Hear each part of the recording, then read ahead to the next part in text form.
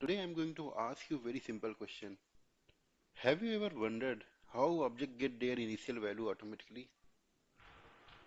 Yeah, that's because of constructor. So today I'm going to cover one of the most important topic regarding the interview and for every perspective, like this is a very basic question. What is constructor?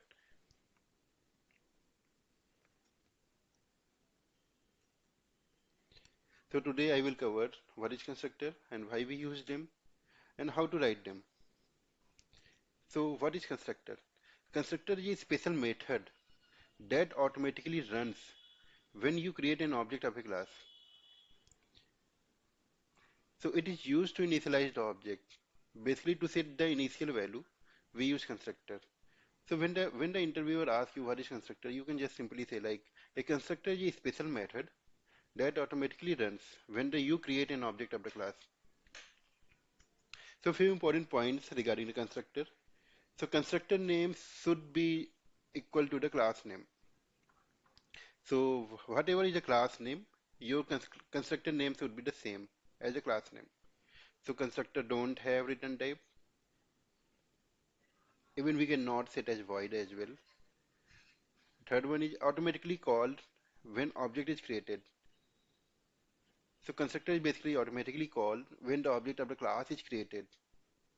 And fourth, cannot be inherited, but can be called from the derived class.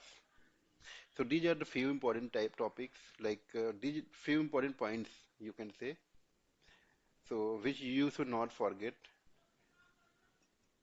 So types of constructor in Java. So in Java basically we have default constructor, a constructor with no parameters used to assign default value. Okay.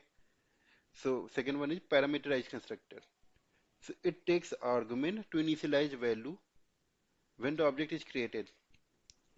So now I will explain like using the code part as well, like how all these things work. Let's go to the computer screen. So suppose we have class name student and we have two parameters name and age.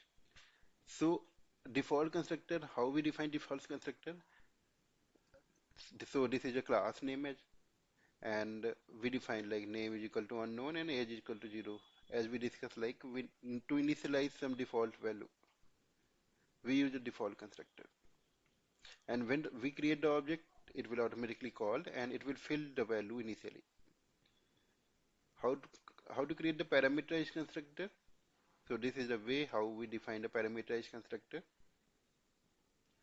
Yeah, that's all from my side in today's video. If you like the video, please consider subscribe and like the content. Thank you.